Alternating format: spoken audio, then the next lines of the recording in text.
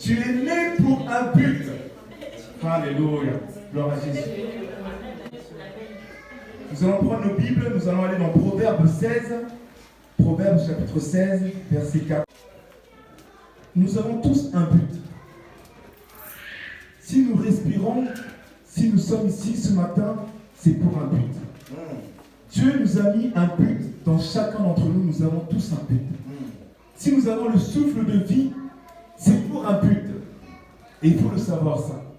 Dieu ne nous a pas créés par hasard. Nous avons été créés chacun de nous pour un but. Et nous allons lire dans Proverbe 16, Proverbe chapitre 16, verset 4. La Bible dit, l'Éternel a tout fait pour un but. Dis à ton voisin, tu as un but. Tu as un but dans ta vie. La parole de Dieu dit, l'Éternel a tout fait pour un but. Même le méchant pour le jour du malheur. Donc si même le méchant a un but, si même le méchant a un but, nous aussi nous avons notre but. J'ai un but. Nous avons tous un but dans la vie. L'Éternel nous le dit. Amen. Et vous savez, nous sommes en fin d'année. Dans quelques jours, arrivé à la fin de l'année. Et très souvent, toutes les sociétés, toute personne, vous savez, on s'amuse à faire des bilans. C'est vrai. Si tu travailles, tu es dans une société, tu arrives à la fin de l'année, il y a toujours un bilan. Amen. C'est vrai. Et vous savez, nous devons nous aussi faire ce bilan. Dans quelques jours, nous allons arriver dans une autre nouvelle année et nous ne pouvons pas terminer l'année sans faire un bilan personnel. Un bilan de ta vie sur terre, de ta vie de tous les jours. Tu dois faire un bilan. Et la Bible va nous montrer que Dieu aussi a fait un bilan. Jésus a fait un bilan. Nous avons tous fait des bilans. Et vu que nous arrivons en fin d'année, nous devons faire ce bilan-là. Nous devons nous examiner nous-mêmes. Dire, est-ce que j'ai réalisé le but pour lequel je suis là? Est-ce que j'ai réalisé le but pour lequel Jésus m'a mis sur terre? Parce que la Bible dit qu'il nous a tous créés. Tout a un but. Même le diable a un but pour son malheur. Nous avons tous un but dans la vie. Et il faut le savoir, il faut le connaître. Amen. Nous allons lire Jérémie 1, Jérémie chapitre 1, verset 5. C'est Dieu qui parle à Jérémie. Nous connaissons tous l'histoire de Jérémie. Et Dieu parle à Jérémie et lui dit, avant que tu te formé dans le ventre de ta mère, je te connaissais. Et avant que tu fusses sorti de son sein, je t'avais consacré. Je t'avais établi prophète des nations. Là, c'est Dieu qui parle à Jérémie et lui dit, avant que tu puisses être formé, je te connaissais. Dieu nous connaît. Dieu nous connaît même avant que nous soyons formés. Il nous connaissait. Et quand il nous a formés, il nous a créé un but. Il a dit à Jérémie, je t'ai consacré. Mais ce verset-là ne s'adresse pas seulement à Jérémie. Ce verset s'adresse aussi à toi, à moi. Donc ce verset nous apprend que Dieu, avant même que tu sois formé, il nous avait déjà consacré. Il t'avait déjà consacré. Il avait déjà consacré Jérémie. Et là, la révélation se fait. Il lui dit, je t'avais établi prophète des nations. Amen. Dieu t'a consacré. Dieu m'a consacré. Vous savez, depuis que je prêche la parole de Dieu, Dieu me révèle des choses. Il me révèle qu'il avait déjà préparé ça depuis longtemps. Ça veut dire que plus tu te rapproches de Dieu, et plus Dieu te montre pourquoi il t'a consacré dans ta vie. Pour quelle raison tu es là? Quel est ton but? Il te le montre. Plus tu te rapproches de lui, et plus il te révèle des choses. Moi, il m'a révélé des choses. Depuis que je prêche la parole, il m'a révélé que depuis longtemps, il m'avait déjà demandé de prêcher la parole. Depuis longtemps, il m'avait consacré. Mais j'ai jamais fait attention, parce que j'étais dans le monde. J'ai jamais fait attention. Fais attention à ça. À un moment donné, rapproche-toi davantage à Dieu. Et tu verras qu'il te montrera le but pour lequel tu es là. Parce que nous avons tous un but. nous sommes tous consacrés à quelque chose. Jérémie il a été consacré prophète. Nous avons tous une consécration à aller chercher. Amen. C'est un verset qui est fort. Avant même que tu puisses être formé, je te connaissais. Dieu nous connaissait avant même que nous soyons formés. Il avait déjà un peu pour nous. Mais dans le monde dans lequel nous vivons, ce monde fait tout pour que nous puissions pas aller vers le but que Dieu nous a consacré. Le monde fait tout en sorte pour que tu ne puisses pas aller dans le chemin dans lequel Dieu t'a placé. Amen. Mais si tu fais un pas vers ce chemin-là, tu fais un deuxième, un troisième, là la révélation, le réma se passe, la révélation se passe. Et là Dieu te révèle des choses. Il te dit, mais tu es dans le commerce. Tu sais que tu as ce don-là de commercial. Mais sans le savoir, quand Dieu va te révéler des choses, tu vas comprendre qu'en fait, le don que Dieu a mis en toi, il fallait d'abord que tu commences pour lui. Et nous faisons le contraire. C'est-à-dire que nous avons des capacités, des dons, des savoir-faire, et nous commençons d'abord à le faire pour le monde. Et après, on se plaint parce que on n'arrive pas à avoir des résultats concrets. Mais si le don que Dieu a mis en toi, si tu commences d'abord à le faire pour Dieu, là, tu vas être béni. Tu le fais d'abord pour Dieu, et après, tu le fais pour ton travail. Mais d'abord, tu as montré à Dieu que tu le faisais d'abord pour lui. C'est d'abord pour lui que nous devons faire ces choses-là, avant de le faire pour le monde. Si tu le fais d'abord pour le monde, ne t'étonne pas si à un moment donné, tes projets, ta société ne marche pas. Ne t'étonne pas, parce que tu mets la priorité à ce monde. Mais prends ce que Dieu t'a donné, les dons que t'a donné, mets-le d'abord pour son œuvre. Et une fois que tu le mets pour son œuvre, c'est par là que tu vas le mettre après pour le monde. Et Dieu va te bénir. Et tu verras que dans ton entreprise, dans tes projets, Dieu va bénir ton entreprise. Parce qu'il a vu que tu as d'abord consacré tes dons, tes talents à Dieu. Tout simplement. Amen. Amen. Il nous a consacrés, il a mis un but pour chacun d'entre nous. Alléluia. Avant même que tu sois formé, il te connaissait. C'est puissant. C'est puissant. Jérémie 29, 11, un verset que nous connaissons beaucoup.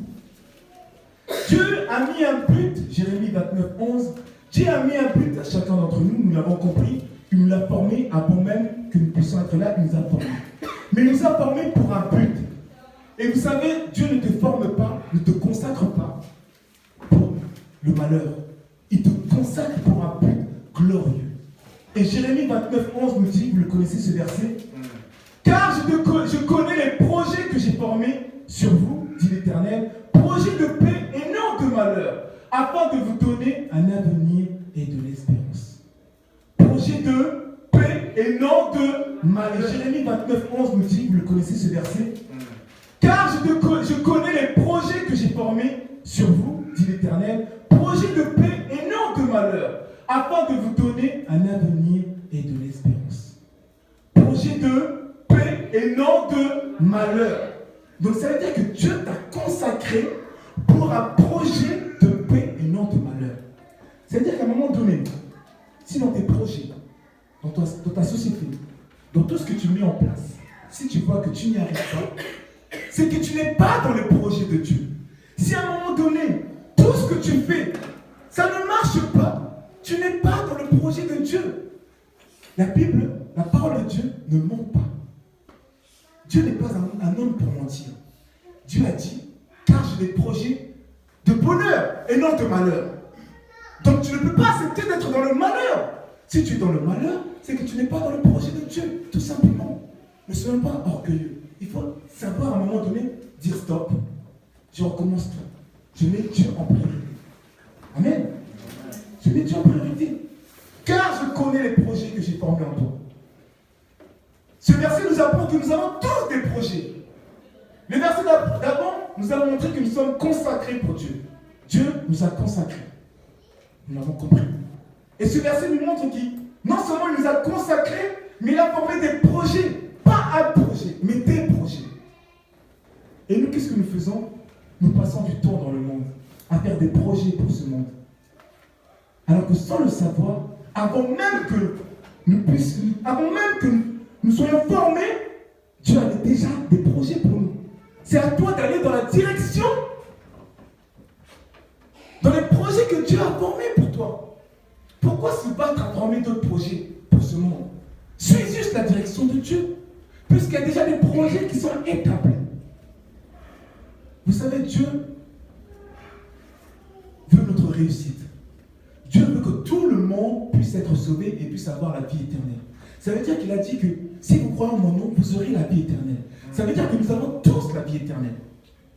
Tes péchés ne vont pas t'empêcher d'avoir la vie éternelle. Dieu a déclaré que tu as la vie éternelle. Donc tu l'as.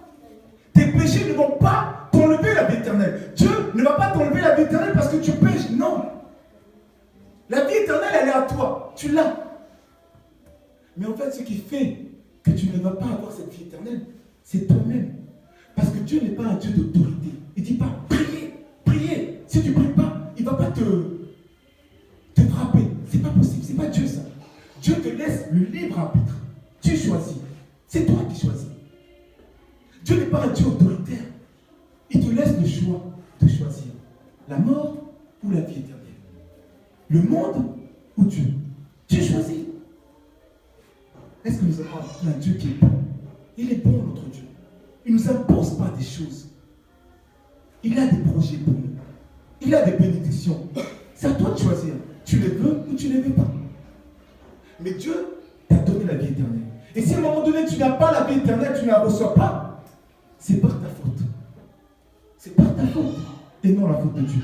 Parce que tu as choisi ton chemin. Tu as choisi ton chemin. Tout comme Adam et Ève. Adam a choisi d'ouvrir les yeux, de voir qu'il y avait le monde, il y avait le pouvoir. Il avait son choix. Et Dieu l'a béni par rapport à son choix. Amen. Amen. Faire le bilan, c'est important, les frères et sœurs. Nous devons faire le bilan de cette année. Ne soyons pas comme les gens du monde à dire je vais avoir des bonnes résolutions. Non. Des bonnes résolutions, c'est pas ce que Dieu nous demande. Dieu nous demande de faire notre bilan. Parce qu'à un moment donné, il y a le bilan final. Dieu va nous apporter le jugement final. Amen. Mais si nous faisons le bilan, année après année, ce bilan va nous permettre de nous ajuster par rapport à la parole de Dieu. Si tu fais un bilan de ta vie chrétienne, tu vas pouvoir t'ajuster, tu vas dire non, cette année, je n'ai pas été bon dans ma vie chrétienne. Tu vas pouvoir t'ajuster pour l'année qui suit. Et quand viendra le jugement dernier, tu seras préparé. Parce que tu as déjà fait des bilans. Vous voyez ce que je veux dire? Souvent, quand tu es dans ton lit mort, pour les malades, quand ils sont dans leur lit mort, souvent, ils réfléchissent, ils voient leur vie qui détourne, qui défile. Hein? Souvent, ils voient leur vie qui défile. Et ils réfléchissent et se disent, Seigneur, est-ce que j'ai fait assez de bien? Ils se posent la question parce qu'ils savent qu'ils vont mourir. Le jugement dernier arrive et ils se posent des questions. Ils font leur bilan. Mais à ce moment-là, c'est déjà trop tard. Parce que le bilan qu'ils vont faire là, ils ne vont pas pouvoir le changer. Vous voyez ce que je veux dire? Ils ne vont pas pouvoir changer ce bilan-là. Parce que tu es dans ton lit de mort.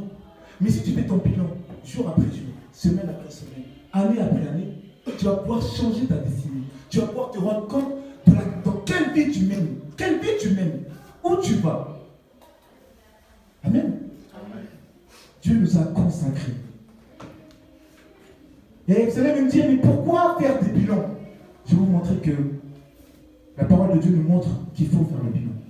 Dans Genèse, chapitre 1, verset 12, Dieu, au commencement, a commencé par faire des bilans. Amen. Dieu a directement commencé à faire des bilans. Et il nous montre que nous aussi, nous devons faire des bilans. Genèse, chapitre 1, verset 12 à 13.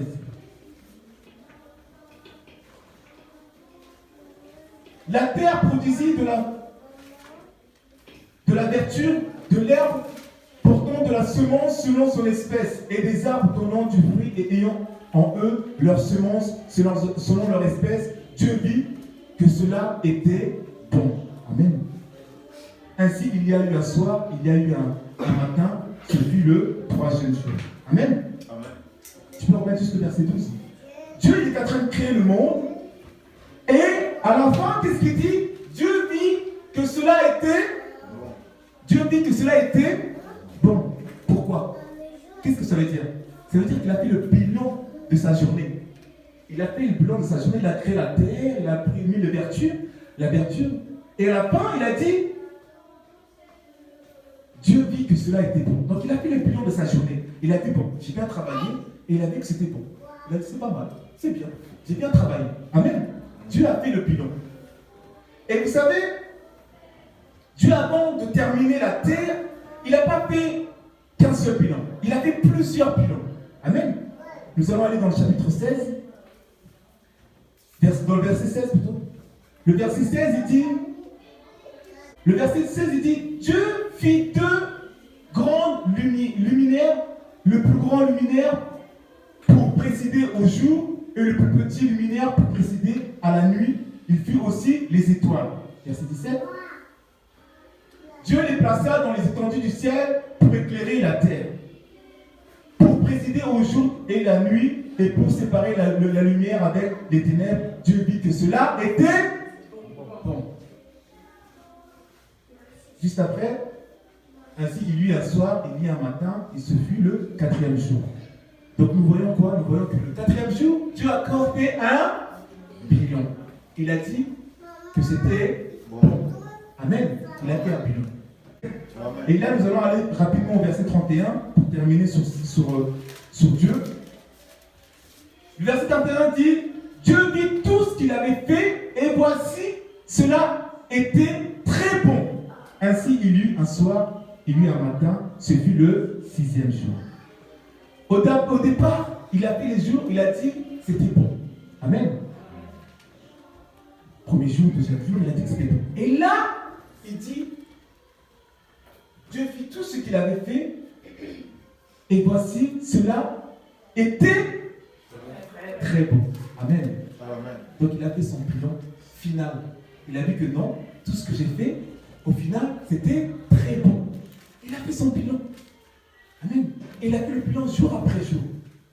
Et la question qu'il faut se poser ce matin, c'est, est-ce que moi je fais mon bilan? Nous arrivons à la fin de l'année. Est-ce que moi je fais mon bilan? Dieu nous a montré qu'il a fait des bilans tous les jours. Et à la fin de son bilan, il a dit que c'était très bon. Donc, vous savez, quand il dit que c'était très bon, ça veut dire qu'il porte un jugement sur son travail, sur lui-même. Il juge son travail. Nous avons tendance à juger les autres. C'est vrai. C'est vrai. Vous avez vu le frère Joe, vous avez vu le frère Intel, vous avez vu la sœur Intel. On a la tendance à juger les autres. Mais ce n'est pas ce que Dieu nous demande. Dieu nous demande de nous juger nous-mêmes, de faire notre propre bilan. Parce que quand il va arriver le jugement dernier, et que Dieu va te juger, tu ne vas pas pouvoir dire, oui mais Dieu, il y avait le frère aussi là. Tu comprends ce que je veux dire? Tu ne pourras pas dire ça. Mais oui mais Dieu, c'est à cause de la sœur là. Non. Il va te juger par rapport à ce que tu as fait. C'est pour ça qu'il ne faut pas juger les autres. Il faut se juger soi-même. Amen. Il faut se juger soi-même. Il faut faire son bilan, son propre bilan. Dieu a fait son bilan. Et nous allons voir que Jésus aussi a fait le bilan. Nous allons aller rapidement dans le verset. Nous allons aller dans Jean chapitre 19, Jean chapitre 19, verset 30. Et je veux simplement vous montrer que Dieu, on a vu que Dieu a fait son bilan. Je vais vous montrer que Jésus aussi a fait son bilan. Quand Jésus eut pris le vinaigre, il dit tout est accompli. Jean chapitre 19, verset 30. Il dit tout est accompli. Vous savez, Jésus est venu sur terre pour un but. Ça revient au premier verset que j'ai dit. Tout a un but. Tu as un but, j'ai un but. Jésus est venu sur terre pour un but. Et nous connaissons ce but-là. Pour sauver l'humanité. Pour prendre tous les péchés du monde. Et quand il est venu sur terre avec ce but, il a travaillé sur terre et nous a montré la direction à suivre. C'est-à-dire que Jésus, c'était Dieu parmi les hommes pour vivre avec les hommes et nous montrer que nous sommes capables de faire tout ce qu'il a fait et après repartir. En fait, Jésus est venu nous montrer le chemin à suivre, la direction à suivre. Il ne pouvait pas le faire en haut. Il était obligé de se faire homme, de faire comme nous. d'être semblable à nous, afin que nous ne puissions pas dire, mais Dieu, c'est compliqué. Non, je l'ai fait, j'étais homme. Tu as été rejeté, j'ai été rejeté. Tu as souffert, j'ai souffert. Vous comprenez ça? Il s'est fait homme et il nous a montré le chemin à suivre pour avoir la vie éternelle. Jésus est venu pour un but, il était consacré et à la fin, il a fait son but. Il a dit, tout est accompli. La mission pour laquelle Dieu m'a mis en place, tout est accompli. La raison pour laquelle il était consacré, tout est accompli. C'est pour ça qu'il est important de savoir pourquoi tu es consacré. Quel est ton but sur terre? C'est quoi ton but sur terre? Toi aussi à la fin tu dois dire, Seigneur, au moment où tu vas rendre l'âme, tu dois dire, Seigneur, voici, me voici, tout est accompli. Tout ce que tu as demandé, je l'ai fait pour toi. C'est puissant, c'est fort. C'est fort. Mais nous devons le faire. Nous devons faire notre bilan de fin d'année. Afin de ne pas reproduire la même année l'année prochaine. De ne pas reproduire les mêmes bêtises. Parce que nous avons tendance à écouter la parole de Dieu. Mais nous ne la mettons pas en pratique. Nous avons tendance à écouter. Pour écouter, nous sommes professionnels. Mais pour mettre en pratique, ça c'est plus compliqué. Fais ton bilan. Pendant que je prêche, réfléchis à ton année. Fais le bilan. Fais ton bilan.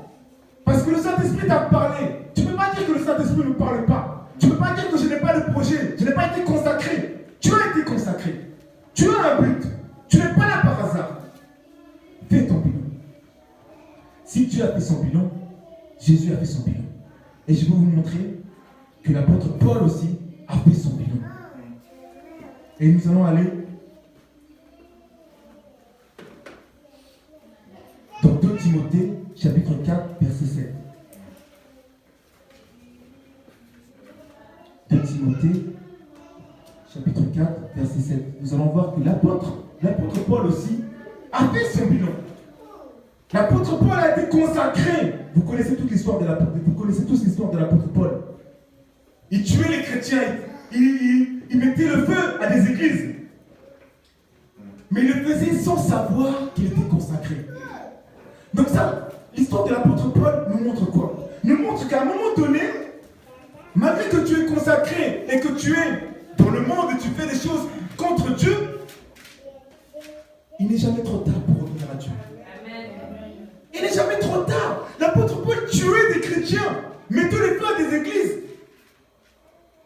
sans savoir qu'il était consacré, que Dieu l'avait mis sur terre pour un but.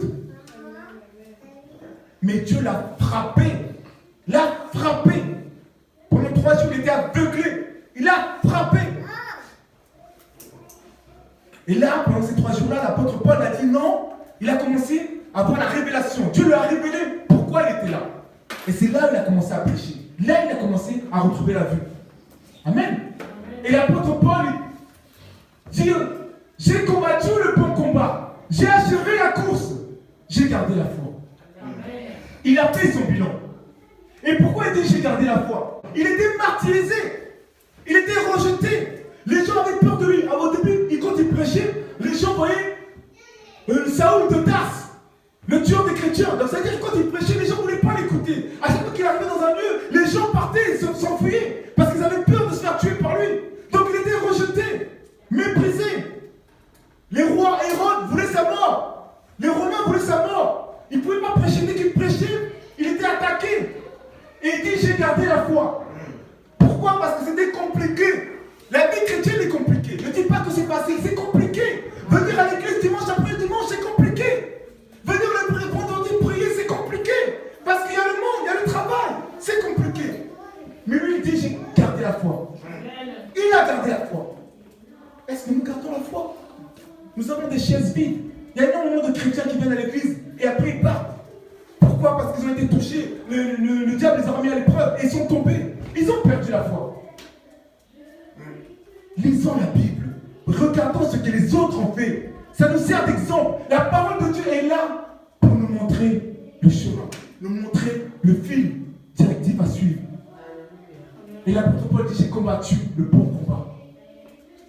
Quand il dit j'ai combattu le bon combat, ça veut dire qu'il y a plusieurs combats.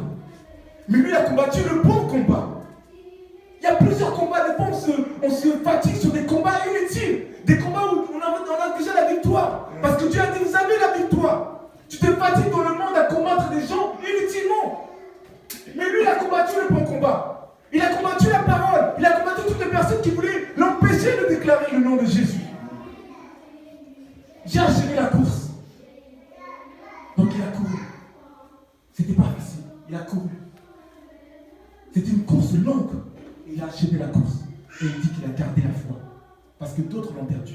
Mais lui, il a gardé la foi. Il a fait son bilan. Il a fait le bilan de son parcours en tant que chrétien. Dieu a fait son bilan. Jésus a fait son bilan. L'apôtre Paul a fait son bilan. La question c'est à combien plus forte raison, moi, toi, nous devons faire notre bilan cette année? À combien plus forte raison nous devons faire notre bilan? Si eux ont fait leur bilan, nous devons faire notre bilan. Et faire son bilan, c'est porter un jugement sur soi-même. Faire le bilan, c'est à un moment donné dévier de sa course. Et quand tu fais le bilan, tu reviens à la course. Tu es dans la course pour la vie éternelle. Mais si tu ne fais pas ton bilan, tu es en dehors de la course. Tu ne fais pas ton bilan, tu ne peux pas savoir que tu es en dehors. Que tu n'es pas dans le chemin où Dieu t'a placé.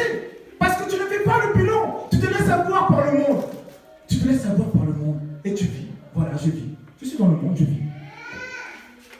Et sans le savoir, tu n'es plus dans la course. Tu n'es plus dans le chemin que Dieu a tracé pour toi. Sans le savoir. Sans le savoir. Dieu nous a consacrés. Il nous a mis un but. Il nous a mis un but. Souvent, les gens me disent, mais Dieu, mais pourquoi tu fais tout ça? Je fais tout ça pour Dieu. Tout ce que je fais, c'est pour Dieu. Même si des fois, les gens ne voient pas ce que je fais. Même si des fois, les gens ne comprennent pas. Des fois, les gens ils me disent, mais Dieu, tu mets des choses, mais est-ce que les gens le voient? C'est pas grave s'ils le voient ou pas. Mais moi, je le fais pour Dieu. Je le fais pour Dieu. Nous devons faire notre bilan. Nous avons un but. Vous savez, dans l'église dans laquelle nous sommes, il y a de la place pour des idées, des projets. Il y a de la place pour toutes choses que vous voulez faire pour Dieu. Il y a de la place. Parce qu'il y a d'autres églises, ils sont 200, 300, 400. Il y a déjà des départements, louange, adoration, il y a tout est prévu. Mais vous avez la chance d'être dans une église où il y a tout à faire. Vous avez tout à faire dans cette église-là. Tous les projets que vous avez, vous pouvez venir voir le pasteur et en parler. Vous pouvez travailler. Dieu vous a consacré pour une chose. Vous avez des talents. On a un problème dans cette église d'évangélisation. C'est vrai, on a un problème d'évangélisation. Parce qu'on prêche ici. Mais à l'extérieur, nous ne faisons rien à l'extérieur. Nous ne faisons rien pour l'extérieur. Et Dieu a dit, allez dans toutes les nations, prêcher la parole de Dieu. On est consacrés. Vous êtes consacrés pour un but. Il faut savoir trouver ce but. Et savoir quel est le but. Amen. Et pour terminer, nous allons lire 1 Pierre, chapitre 1, verset 17. 1 Pierre, chapitre 1, verset 17. 1, verset 17.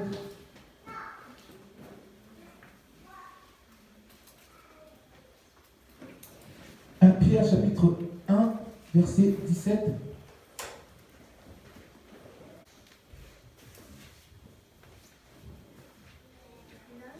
Et si vous invoquez comme Père celui qui juge selon l'œuvre de chacun, sans exception de personne, conduisez-vous avec crainte pendant le temps de votre pèlerinage. Dieu, non, reste là mon frère. Dieu juge qui?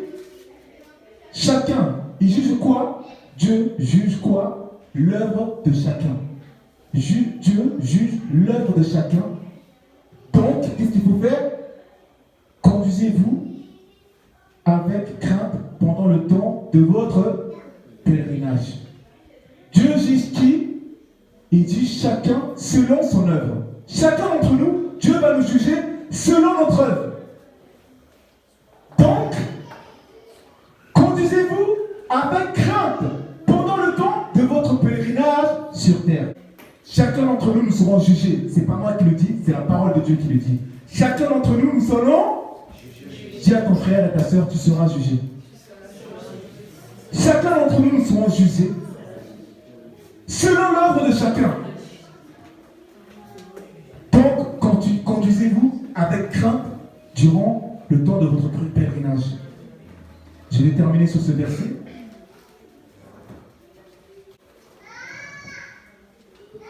Conduisez-vous avec crainte durant votre pèlerinage. Donc, c'est-à-dire que quand nous sommes dans le monde, nous devons craindre le jugement de Dieu, le jugement final. Alléluia. Je vais vous demander de vous lever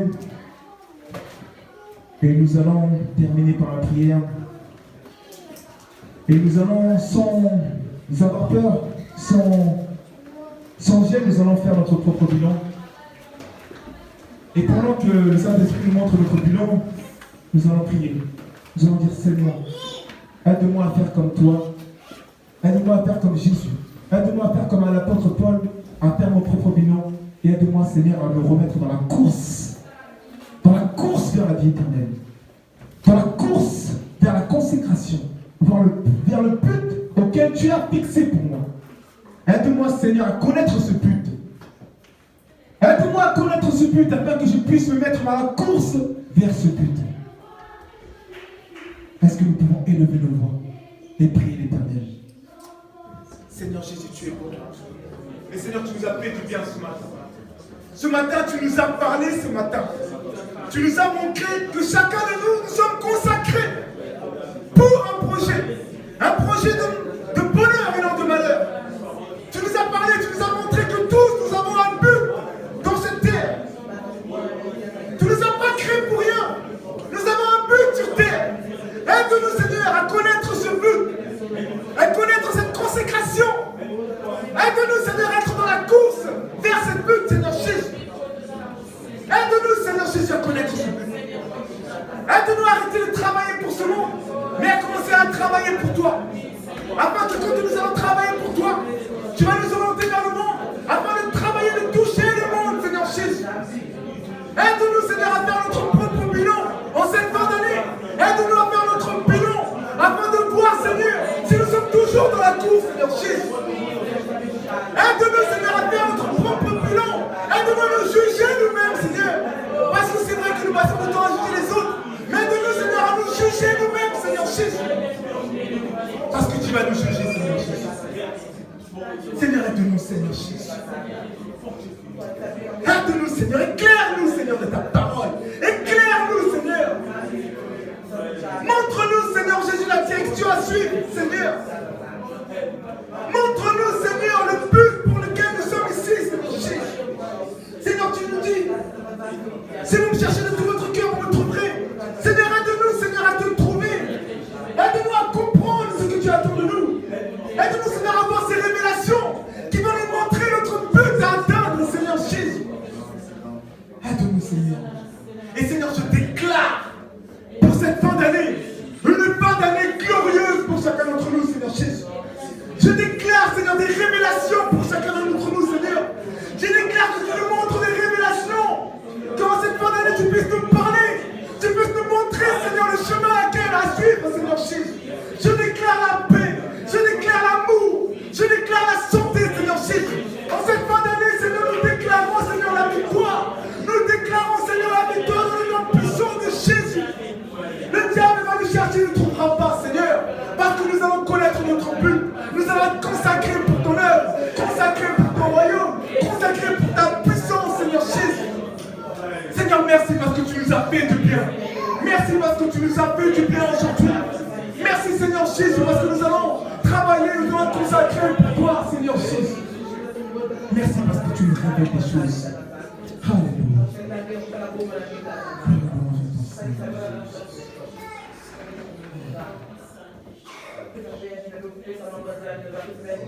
Alléluia.